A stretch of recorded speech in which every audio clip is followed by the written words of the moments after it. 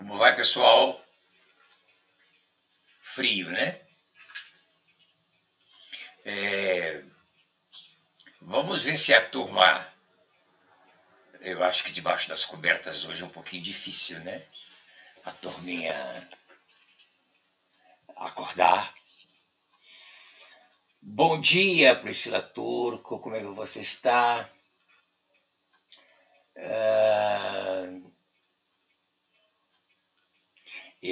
Aproveita aí,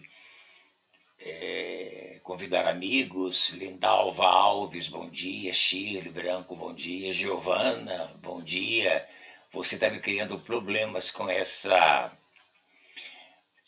tema, reino. Hoje nós vamos para a segunda aula, né?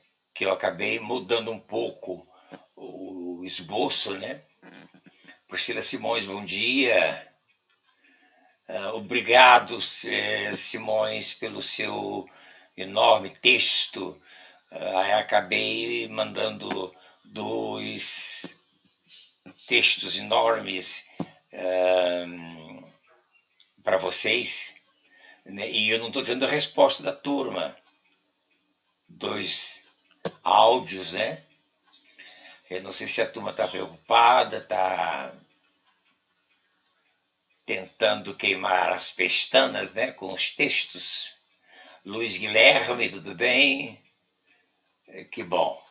Vitória, bom dia. Você está sumida, Eliseu e Miriam. Quem? Vitor Deia. Vitor. Bom dia. Bem,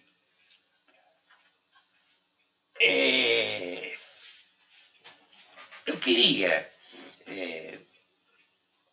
passar para você que não me conhece, não sei se alguém vai ver isso vai se transformar em vídeo, né? E as pessoas vão ler depois. Eu não sou dono da verdade. Eu trabalho com a verdade que Jesus fala que liberta. E quem mexe com o evangelho, ele tem sanções, ele paga ônus que não são ônus baratos. Mas Jesus já havia dito que nós teríamos aflições por isto. Eu até quero aqui publicamente agradecer a Deus, né? Pois se não houvesse esses questionamentos, né, eu não teria respostas. Né? Claro que a gente está muito aquém, eu sou muito pequeno, eu tenho que aprender muito. Nunca foi minha ideia, não é minha ideia ser polêmico, não. Mas eu não posso me eximir da responsabilidade que o Evangelho nos traz. Deixar de trazer as boas novas do Evangelho, né? E, sem dúvida, para trazer boas novas, você tem que fazer mudanças, né? Quando a gente compra móveis novos, nós temos que desfazer dos velhos. E às vezes a gente sempre deixa alguma coisa velha guardada. Passamos a ser acumuladores não tão forte, mas um pouco. E às vezes acumulamos um pouco de mentiras históricas e que nós precisamos desfazer disto. Eu até aqui de manhã escrevi que a humanidade, que é composta de homens, né? Quando digo homens, eu falo do gênero humano, homem, mulher, né? Por que a humanidade sofre tanto? Vocês já perceberam que a humanidade sofre por não ter?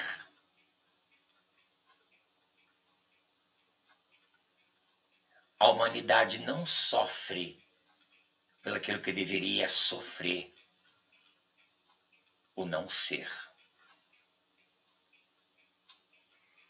Já li, já participei de morte de pessoas ricas que terminam a vida sem saber por que viveu.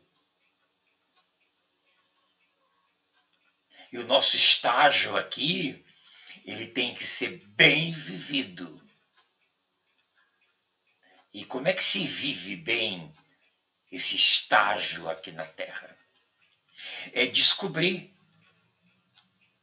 com a justiça que há no reino de Deus e evangelizar. Evangelizar não é o que a gente está acostumado a ver e ouvir. Missão não é o que a gente tem ouvido e visto. Que para mim é como Pilatos, lavar as mãos da inocência do mestre, que ele, sem saber da maestria de Jesus, lavou as mãos e disse: então vocês o crucifiquem. Na verdade, evangelizar, fazer missão, é ensinar.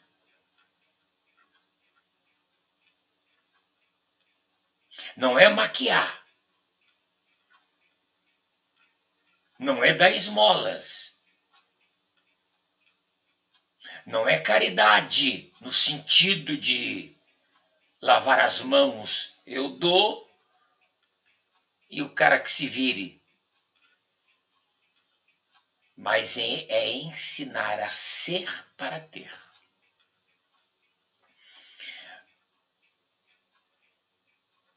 Nós falamos na aula passada sobre inferno, terra e céu. São 3 regiões, né, que a religião materializou.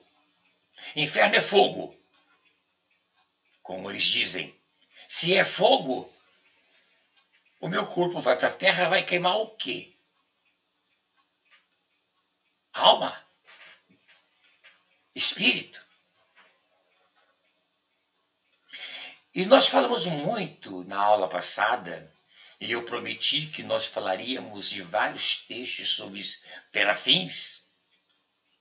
Não vai ser possível hoje, porque eu preciso esclarecer mais algumas coisas, mas já está na apostila, na outra apostila, que está aqui na mesa. Então eu criei um outro esboço para clarear melhor as ideias, né? Para que eu não tenha essa pecha de polêmico ou de um anticristo, enfim.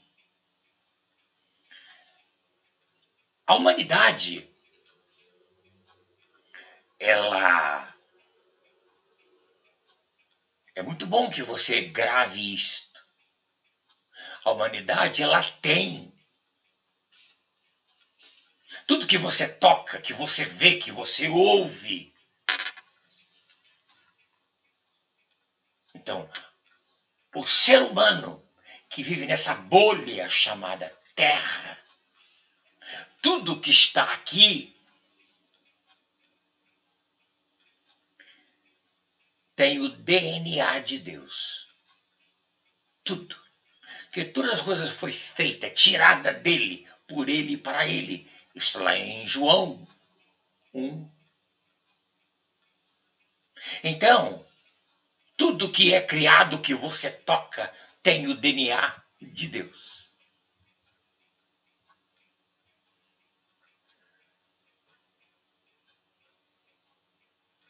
Tem plantas que você extrai venenos. Tem animais peçonhentos que têm veneno. O Butantan, por exemplo, em São Paulo, ele mexe com répteis. Todo animal venenoso, porque é o próprio veneno do animal que se faz o antídoto contra o próprio veneno.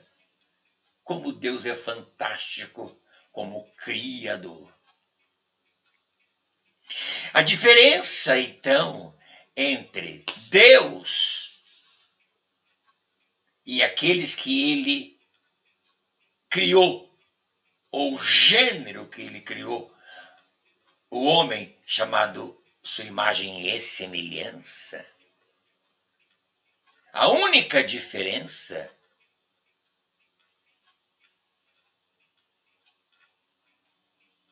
ela está exatamente na falta de alcance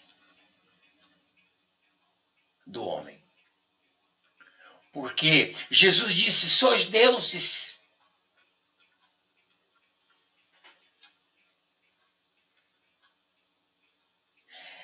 Se você, por exemplo, pegar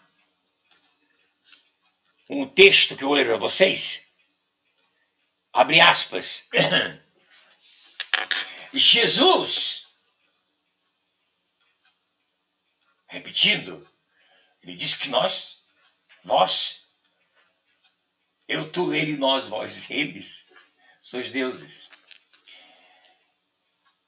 Então disse o Senhor Deus: eis que o homem se tornou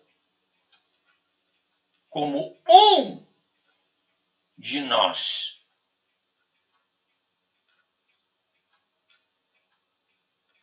O homem se tornou como mais um entre nós. Pai, Filho e Espírito Santo. Então nós somos o quarto agente.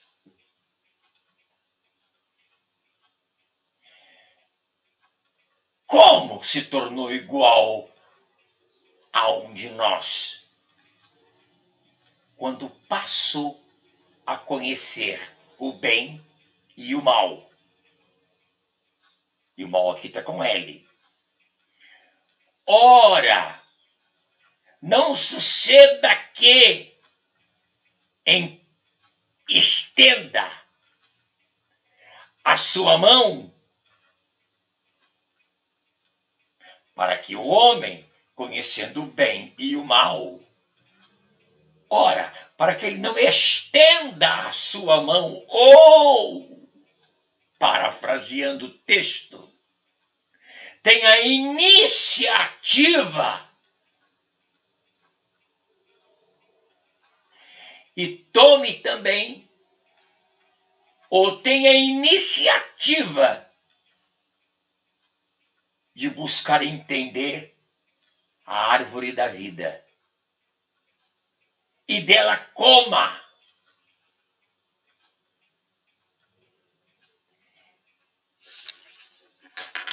E viva eternamente.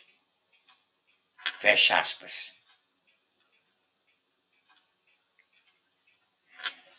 Que ele passe, tome, tenha iniciativa de pegar a vida, Zoe, sem conhecer, sem definir o que é bem e o que é mal. E isso está lá, claro, claríssimo. Em Hebreus 4:12, que o homem está em caos. O evangelho é uma espada de dois gumes, que ela penetra, divide alma e espírito, desorganizados, porque estão amalgamados. Divide, colocando cada um em sua ordem, mente, vontade e emoção. Que é a minha mente, a nossa psique. Coloca em ordem o espírito, consciência, comunhão e consciência, para depois desta operação transformadora que Paulo chama metanoia, atinja as nossas juntas e medulas, que é o nosso corpo físico. É isto que o texto está a nos dizer.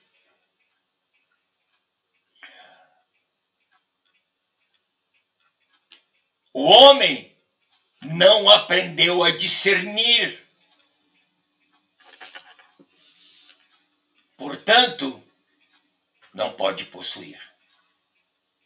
Jesus Cristo, ele veio tornar o homem capaz.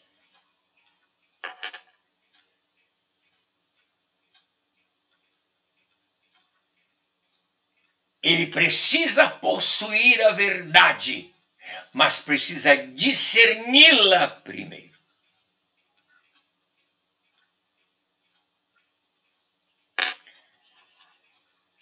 Quando nós, domingo passado, resolvemos falar sobre esse assunto, tá vendo, dona Giovana? E você nem veio falar de cachorro ainda. Reino de Deus e sua justiça. Quando Paulo fala que na cruz, e isso é muito importante que nós entendamos, para entendermos depois os tentáculos dos terafins, né? Quando Paulo fala de cruz, Paulo, até mesmo a escola dos profetas, e depois as dos apóstolos, ele está falando da cruz no sentido de dívida. Porque se vocês perceberem, até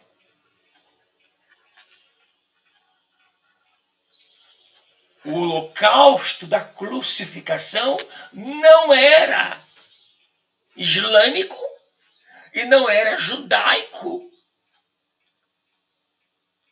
Sacrifício da cruz era pagão. Por isto que esse holocausto, que é chamado holocausto de expiação, não fora feito dentro de Israel, fora feito fora, após os portões, em um monte chamado Gólgota, o Calvário.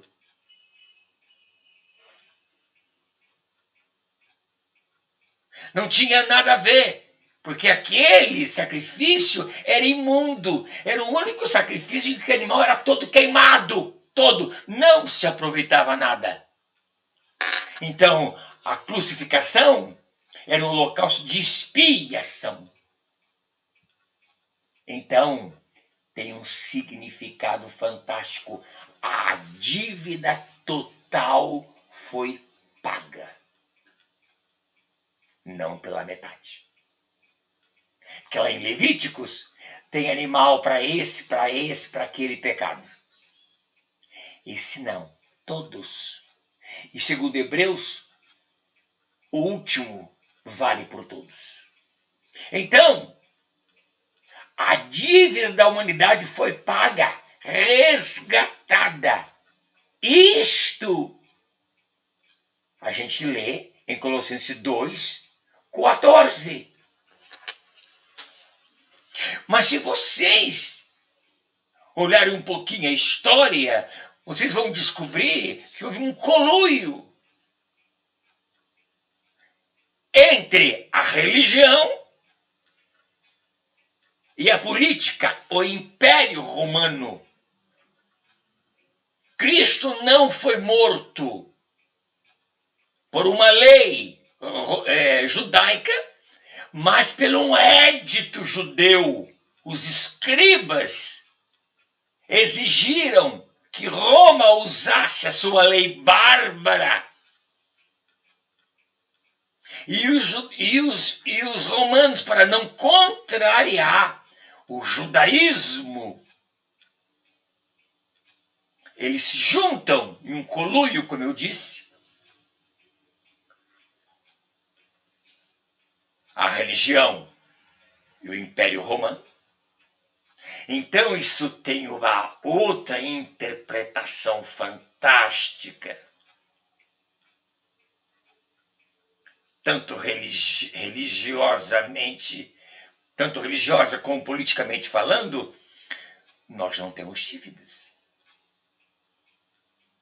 Quando alguém fala que você deve, tá ouvindo? são coisas que eles colocam na sua cabeça, como diz Paulo claramente aos Colossenses. Comer, beber, sábados, luas, festas, etc.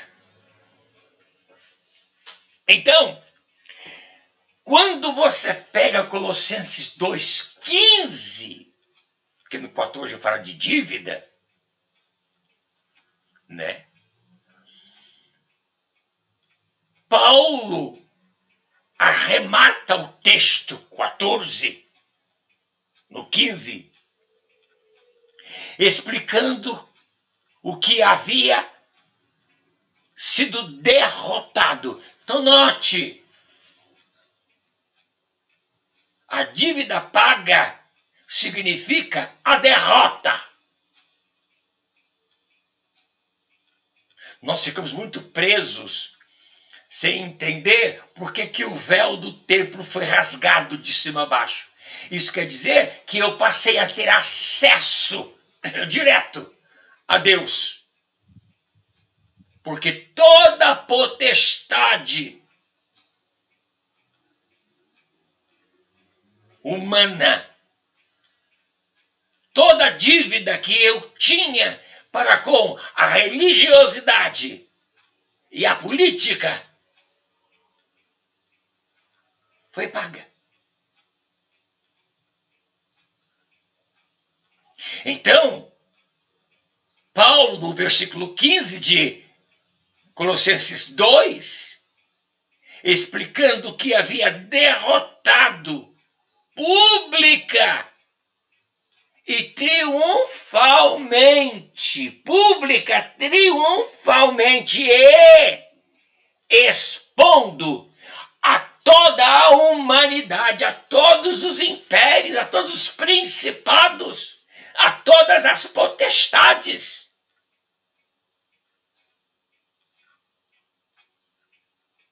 A humilhação. Não há ninguém maior do que aquele que comprou a minha alforria, a minha liberdade.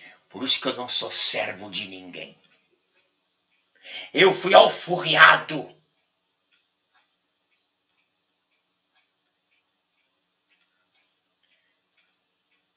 Toda a humanidade, no sentido de potestade,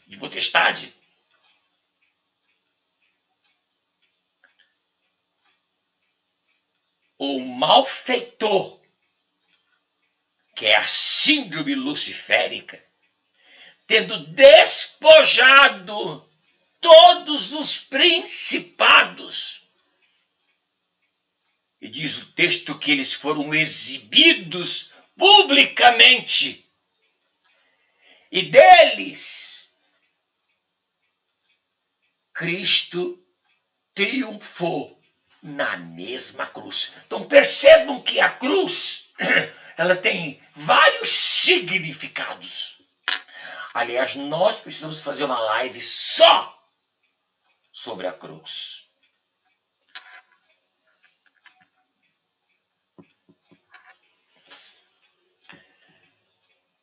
Bom dia, Rúbia.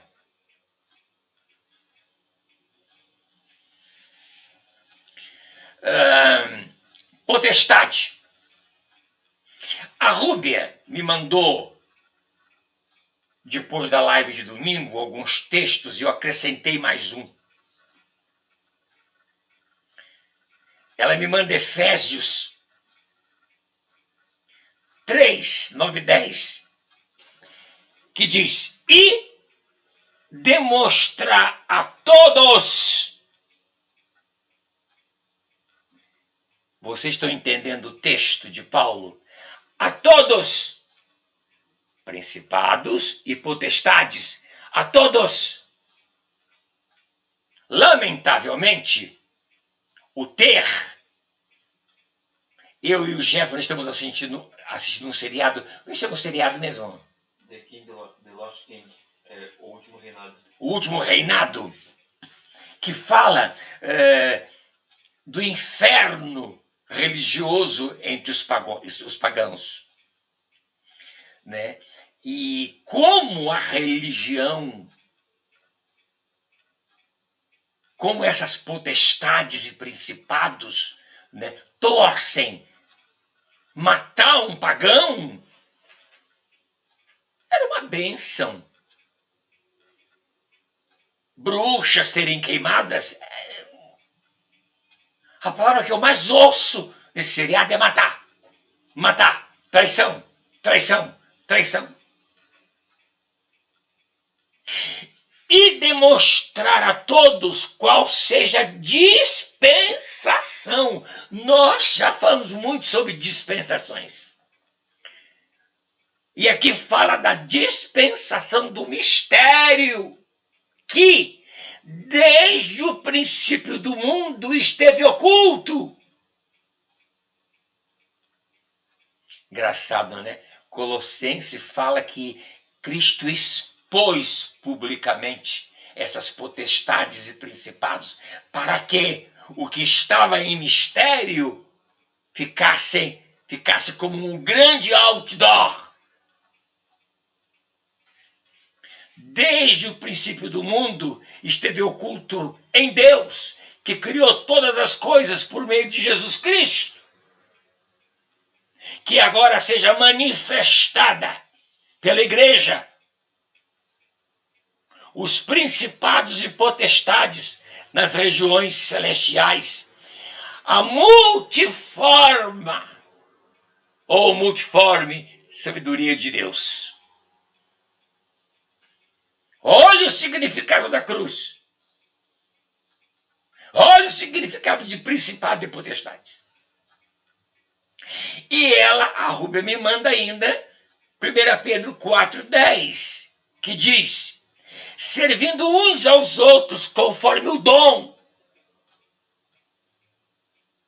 que cada um recebeu, como bons dispenseiros da multiforme graça de Deus. Então vocês percebam que a cruz, além de ter exposto potestades e principados, nós podemos voltar lá para Efésios, trouxe cativo e deu dons aos homens. Isso significa ser. Se eu tenho esses dons revelados, eu sou, então eu posso ter. Eu posso ser rei.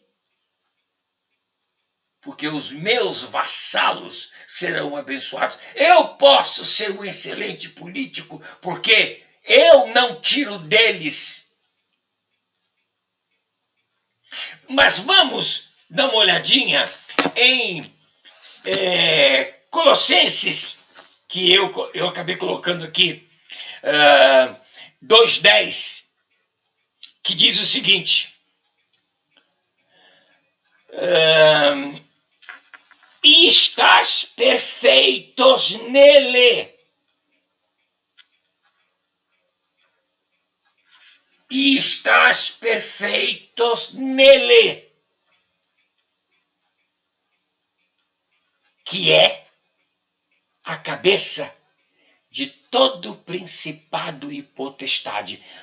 Nós estamos falando de outra potestade e de outro principado. Aí chegamos lá. É um texto que vocês gostam muito, né? De Isaías, príncipe da paz.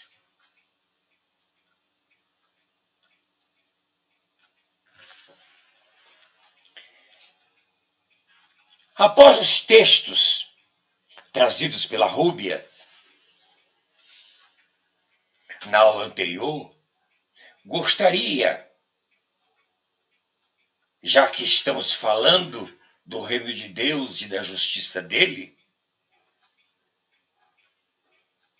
precisamos da escola apostólica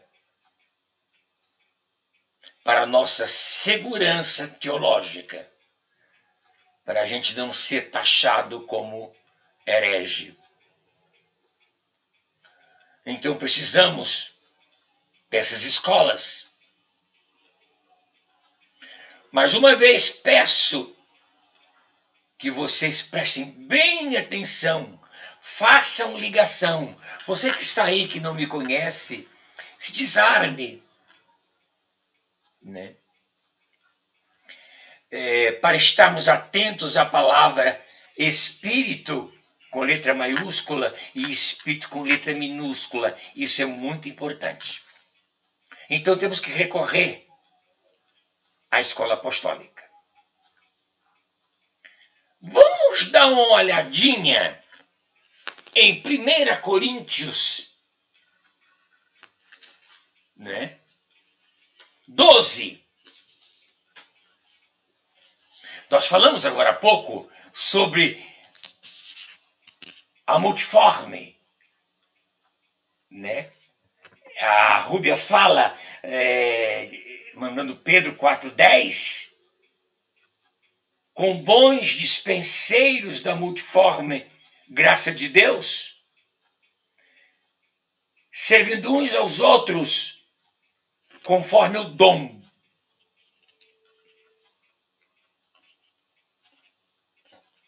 Então nós precisamos ler Paulo aos Coríntios, porque todos esses dons trazidos pelas religiões, eles são extremamente superficiais.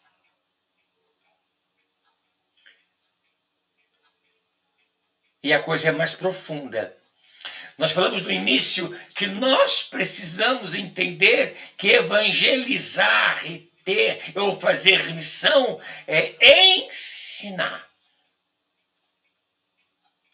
E a gente tem uma coisa terrível. As pessoas que se unem a nós queremos que elas sejam como nós somos. Nós não aceitamos as pessoas como elas são. Vocês têm que entrar no meu padrão, na minha mecânica. Meu amigo, minha amiga, meu irmão, minha irmã, isso não é ensinar.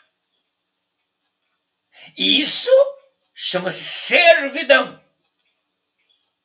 Você quer me namorar? Você é meu filho? Você é minha filha? Você é minha esposa? Aqui em casa canta-se dessa maneira. Você quer ser membro da minha igreja? Tem que batizar e tem que seguir esses ou aqueles ritos. Isto não é evangelizar. Isso não é missão. A certeza não está em você. A verdade não é sua. Você não é senhor de nenhuma verdade. Por isso que no início eu disse, eu não sou senhor de verdade nenhuma. Eu sou um aprendiz.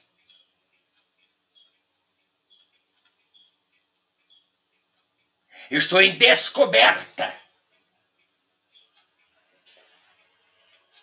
Acerca dos dons espirituais, Paulo falando aos Coríntios, 12. Não quero, irmãos, que vocês sejam ignorantes, que vocês ignorem o que isso seja. Vós bem sabeis que vocês eram gentios, bárbaros, homens naturais, animalescos, que guerreiam, matam a sua própria espécie. Levados aos deuses mudos. E guiados por eles. É engraçado que em Corinto nós tínhamos deuses, na Grécia, mudos, mas ele tinha suas sacerdotisas ou suas profetisas. E elas, sempre mulheres, né? Porque os homens eram mais na Mesopotâmia, Egito e Israel. Quando chegamos na Grécia, a mulher tem o seu panteão. Tem suas deusas. E elas eram deusas de deuses mudos. Por isso a palavra closolalia. Elas falavam línguas que ninguém entendia.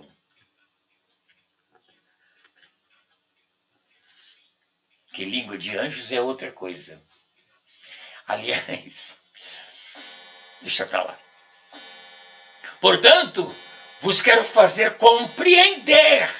Quer dizer, eu quero tirar sua crença.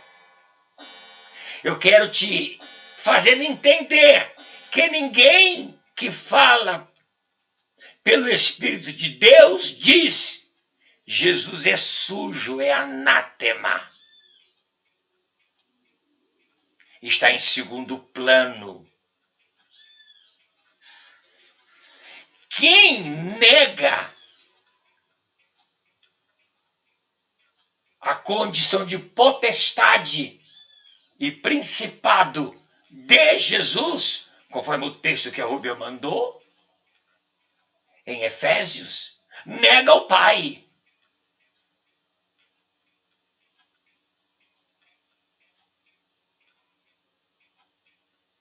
Quem está aí pregando o Russell, os Russelitas? Quem prega Ellen White como profetiza?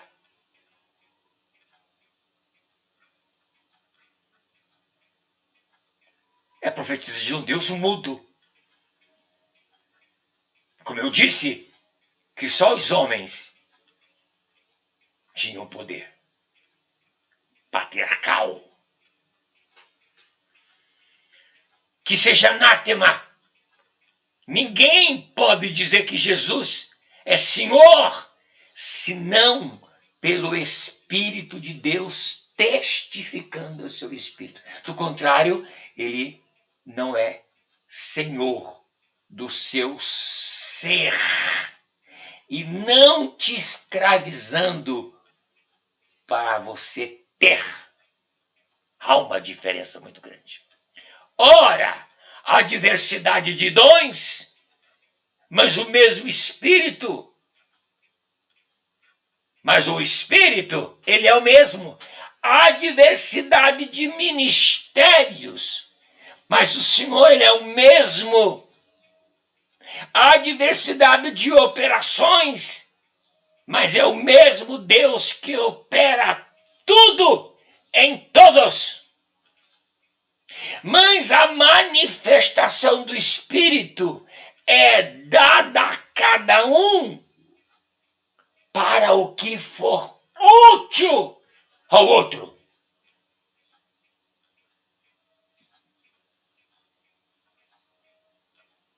Porque a um, pelo Espírito, pelo mesmo Espírito, é dada a palavra de sabedoria. O outro, a palavra de ciência. O outro, olha isto, a palavra, pelo mesmo Espírito, a fé. E o outro, o dom de curar. Que maravilha! Mas cura? Sim. Porque a cura, ela está aqui. Ela é o antônimo de doença. A mudança tem que vir. Então é o dom de mudar, de transformar, de levar à transformação do indivíduo. E nós poderíamos vir, ler até o 14.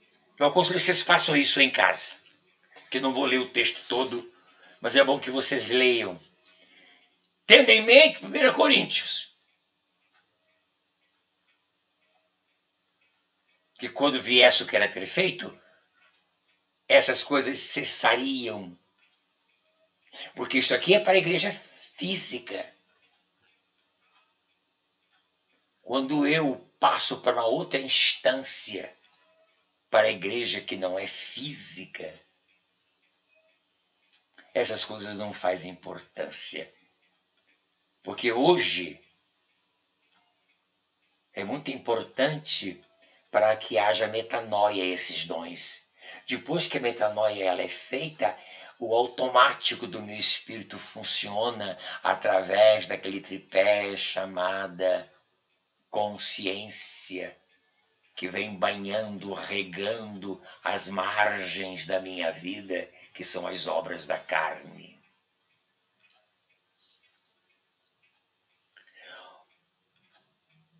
Eu escrevi a respeito dos dons espirituais, não quero que vocês ignorem.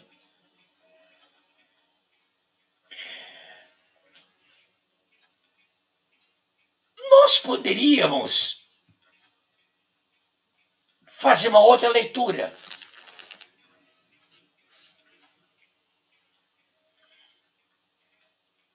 Nós falamos muito da outra aula sobre terafins. Nessa série que eu estou assistindo, fala de bruxas.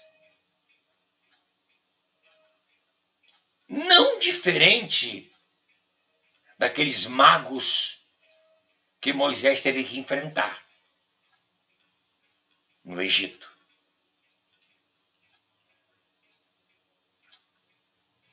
Não diferente das profetisas dos deuses gregos que elogiava Paulo, ou dos homens que o confundiu com o deus Mercúrio.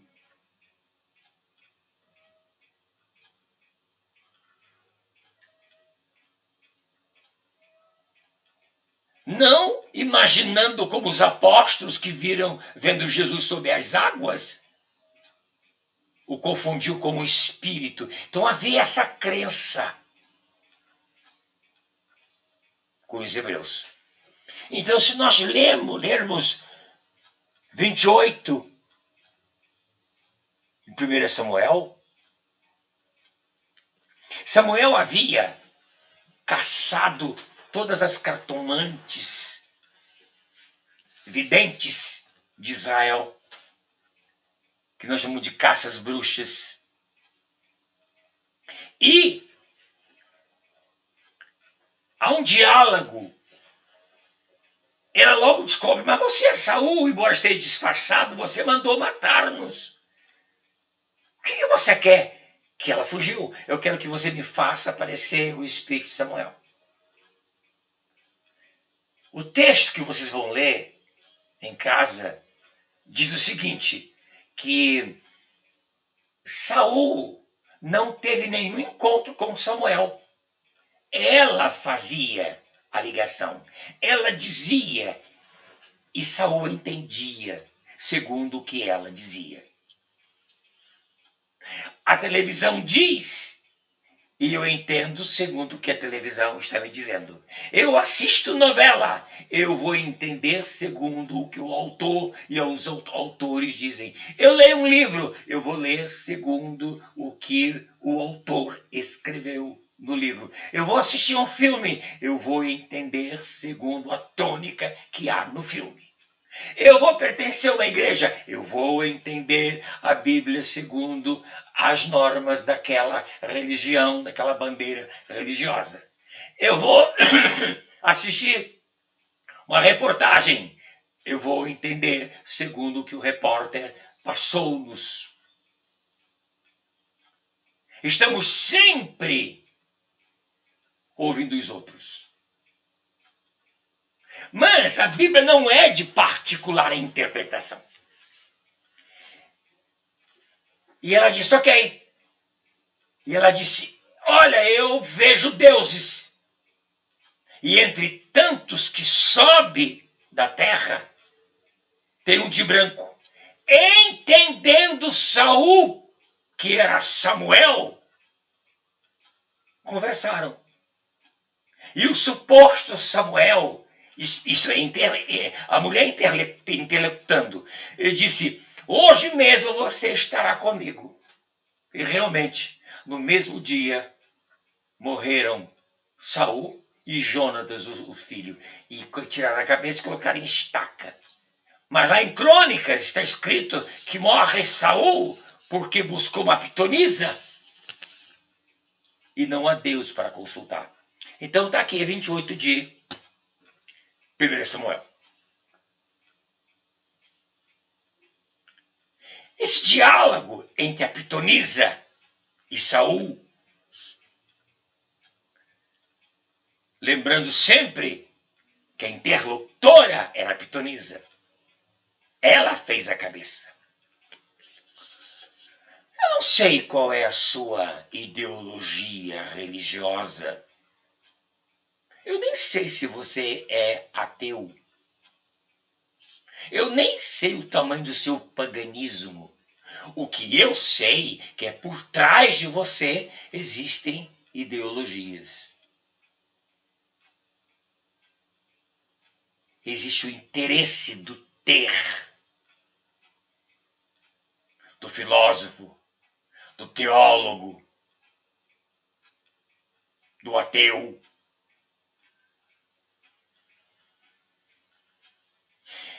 E o que está por trás é que você precisa observar. O que estava atrás de Cristo foi a cruz, ele na frente. Conhecemos pouco sobre o Mestre e não conhecemos nada da razão da cruz.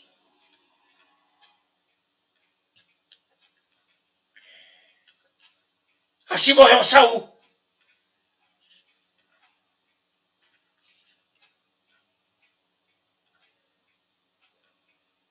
E Davi já era rei nessa época. Vamos dar um esclarecimento melhor sobre isto. Toda essa ideologia religiosa, política. Aliás, eu aconselho a vocês a dar uma olhadinha na construção do Vaticano. Como que ele passou a existir, sendo um país dentro de um outro?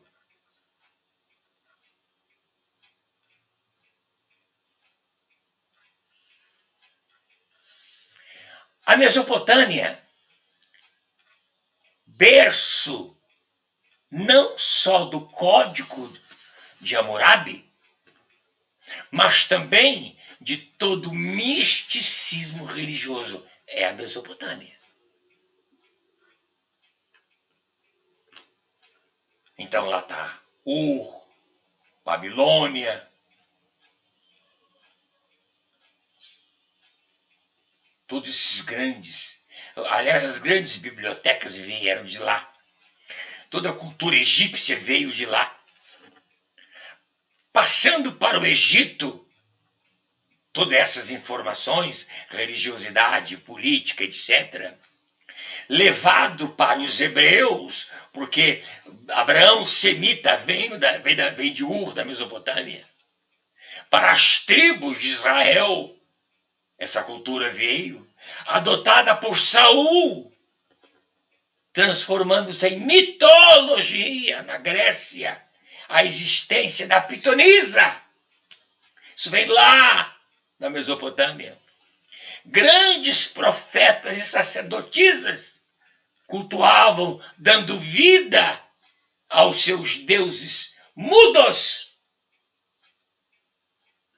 Segundo o que Paulo nos explicou em 1 Coríntios 12, como lemos acima.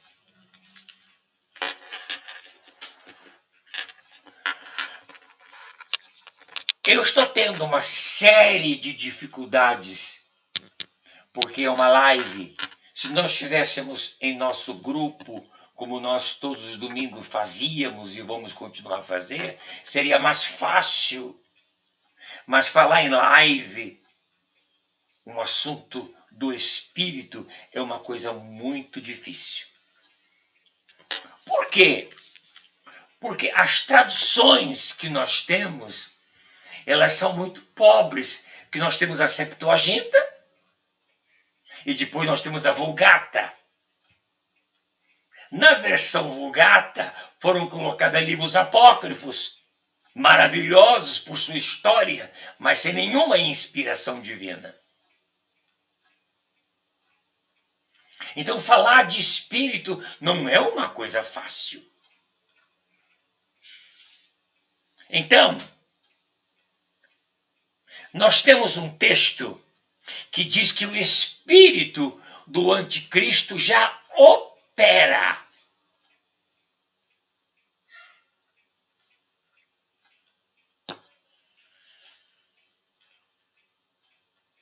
E o pior, subjetivamente. Não dá para perceber. O espírito do anticristo já opera no nosso núcleo maior, na nossa cabeça, na nossa mente. Por isso que Paulo diz que para ficarmos livres dessas potestades, nós precisamos ter, para ficarmos livres desse principado ou destes principados, nós precisamos ter a potestade, o principado de Cristo em nossa mente. E isso nós vamos encontrar em Tessalonicenses 2, 7 a 8. Porque já o mistério, olha só a palavra, porque já o mistério, se lembra que nós falamos do mistério de Cristo? Lá em Pedro, pelo texto que o Rubem mandou.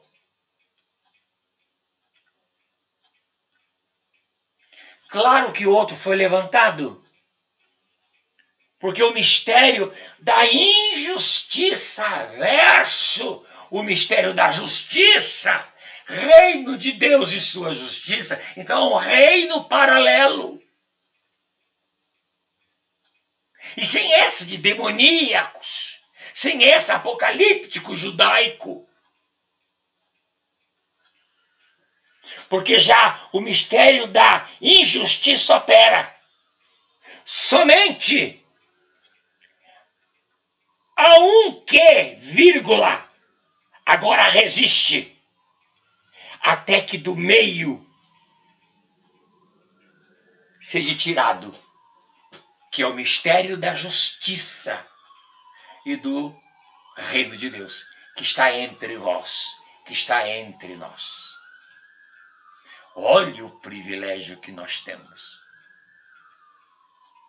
Mas como crerão se não há quem pregue? Como? Pois se a fé vem pelo ouvir, crer.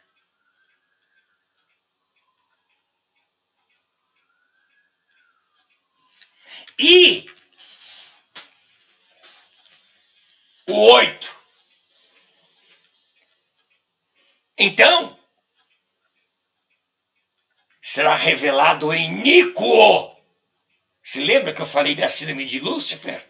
Ou luciférica? Então será revelado o iníquo, a quem o Senhor desfará. Olha só, desfará pelo sopro. Sopro, espírito, sopro da sua boca. Aniquilará pelo esplendor da sua vinda.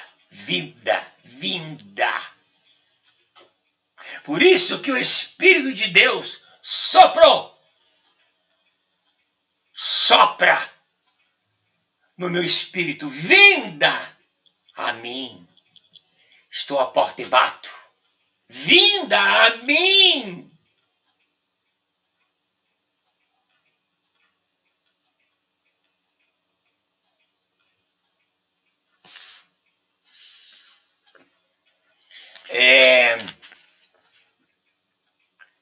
Pois o mistério da iniquidade já opera, somente a um que o detém agora, até que seja retirado.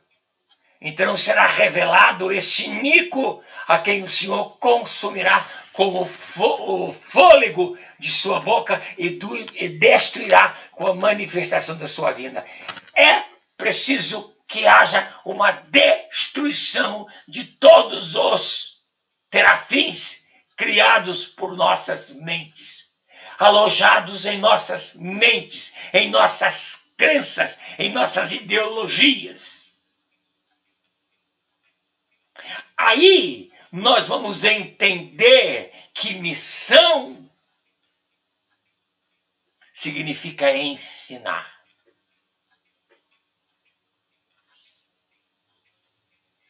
Paulo aconselha, descubra o espírito de cada um com quem você convive, descobrindo qual o viés da crença que o prende, qual o terafim que o prende, você o liberta. Mas você não quer ter paciência, você não quer ter trabalho. Nós não queremos ter trabalho. Então será revelado o iníquo. Bem, Deus tem inimigo? Não. Quem levantará entre os povos o iníquo?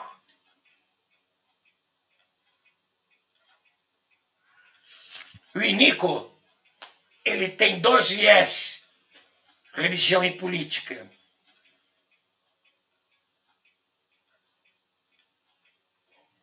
Não fica você esperando um anjo com pé de bode.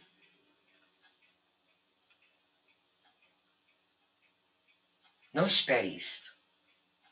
Acalme e dá uma olhadinha em você. Nós vamos terminar a live, infelizmente o tempo a gente não tem tanto. Mas queria só deixar para vocês o 11 de 2 Tessalonicenses 2:11, a operação do erro. Deus permitiu a operação do erro, porque Ele vai te trazer tribulação, Ele vai te trazer experiências, paciência e esperança.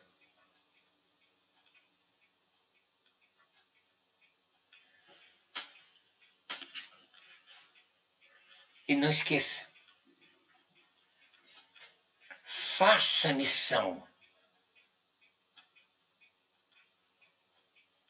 Mas antes, tente descobrir a pessoa com quem você convive, com quem você vive, que tipo de missão você vai ter que fazer, que dom ela tem para ser trazido à tona e que dom você tem para trabalhar com ela. Por isso que nunca 1, 2, 3, porque pode ser que o outro tenha uma especialidade diferenciada da sua. É assim a multiforme corpo de Deus, a igreja. Muito obrigado, Guilherme, pelo seu comentário. A gente vai responder para vocês. Um beijão e até o domingo que vem. E Deus quer. Abraço a todos. Se você gostou deste estudo de hoje, não deixe de visitar o nosso canal no YouTube, blog O Caminho e a Vida. Nele você encontrará este e muitos outros estudos em áudio e vídeo para você ver e rever quando e onde quiser. Então, se inscreva no canal, ative o sininho para receber as notificações quando o novo vídeo for postado.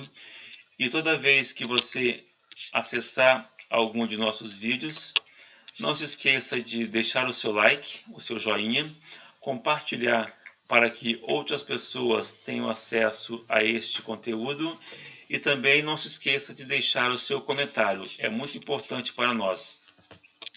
Temos também a nossa página www.ocaminhoeavida.com. Nele temos uma biblioteca imensa de conteúdo escrito para você aproveitar também onde e quando quiser. Tanto no YouTube quanto na nossa fanpage, você pode ter acesso pelo seu computador, tablet ou smartphone. Temos também o canal no YouTube Israel Sarlo Coach. Qual a sua visão da vida? O coach, ele te direciona para você tirar de si mesmo a resposta que você procura. Então se inscreva no canal, ative o sininho para receber as notificações quando o novo vídeo for postado. Deixe seu like, seu joinha e compartilhe para que o máximo de pessoas possam ter acesso a esses 3 canais de informação, de cultura e de conhecimento. Então, obrigado a todos pela participação nessa live de hoje e até o nosso próximo encontro.